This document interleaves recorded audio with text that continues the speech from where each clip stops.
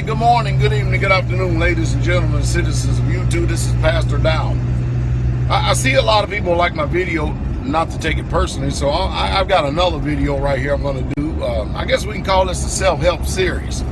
But whatever it is, or whatever it will be, it will truly help you if you will allow it to. In this world that we live in, words have great impact. And I want you to listen to me very closely. Be it Facebook, YouTube, Twitter, all the other different types of social media. My advice, and notice it's only my advice because I can't tell you what to do. My advice is this. My advice would be is that you would do everything within your power to make sure that you're very careful and guarded what you allow into your ears and what you allow your eyes to see. You have to understand, our words are very, very powerful. And you can either make someone's day a very joyful day with a good word, or you can either tear down someone's day with a bad word, especially if it's a bad word with an attitude behind it. There are people in this life that simply are good for you. They are there to bring about a very healthy environment and a positive influence. You hang around negative people, you will be negative. You will think negative, you will act negative, and if you can, pay attention to your speech. What comes out of your mouth, you will speak negative.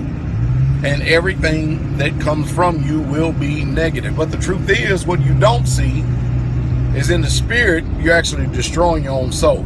Meaning you're destroying your own mind, will, and emotions. And that's a painful reality, it's painful truth. And then what happens from there, what you don't see, is your body. I've been teaching for years that your body is a barometer to the spiritual realm. Your body is going to respond or react based upon what comes out of your heart, which basically comes from your mouth.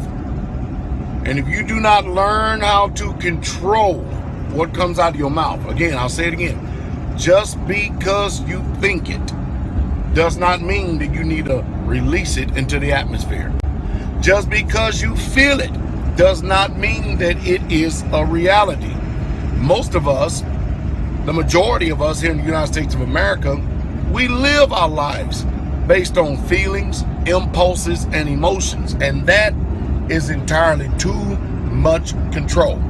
Because what if somebody says something and it's been the truth, and it is the truth, but you reject it and you don't like it simply because that's not what you personally have chose to believe?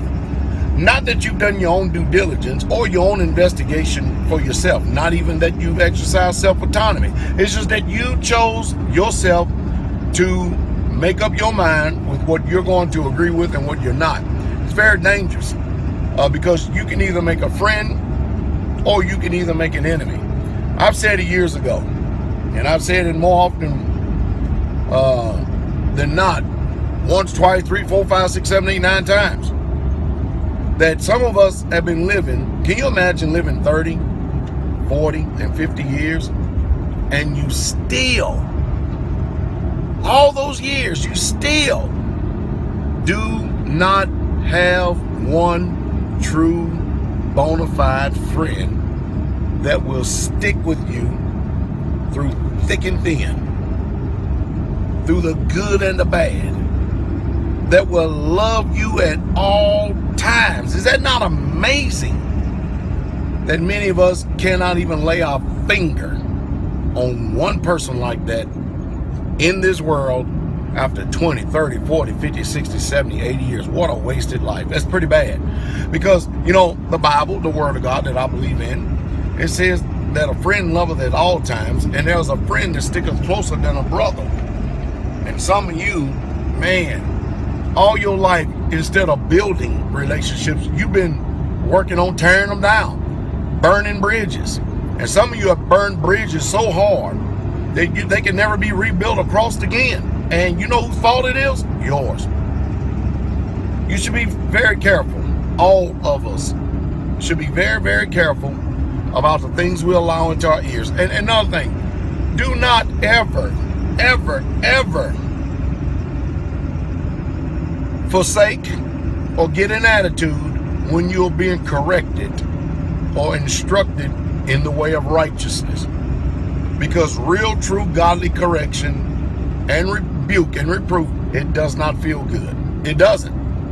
But yet afterwards, you know what it will do? It will bring peace to your life. It will bring comprehension. It will bring understanding. It will bring a plethora of wisdom that you can use going forward in any part, any aspect of your life. And you know what? Things will change. Your outlook will begin to change. You would actually start to become a very intelligent individual. And you will not be used, manipulated, or dominated, or coerced by people who are simply not informed. Listen to me if you can.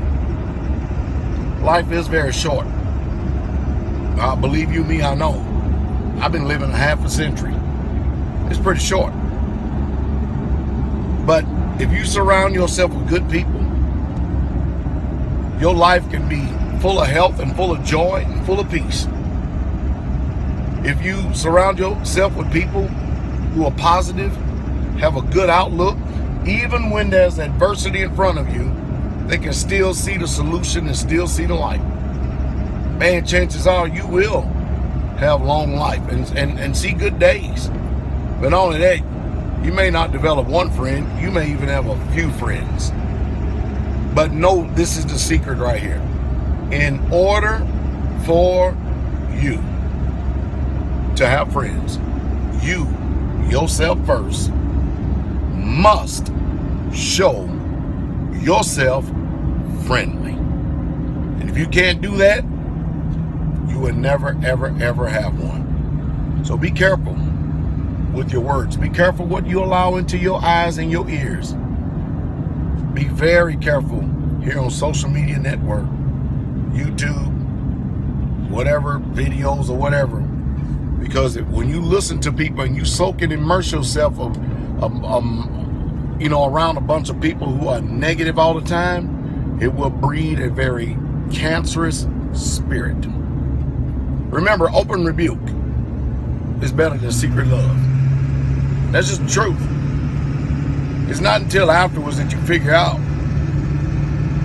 man, this person that I thought was crazy, you know what I mean, office rocker, come to find out, man, when I look behind what this cat said, Pastor Dowell, this man been telling me the truth all along.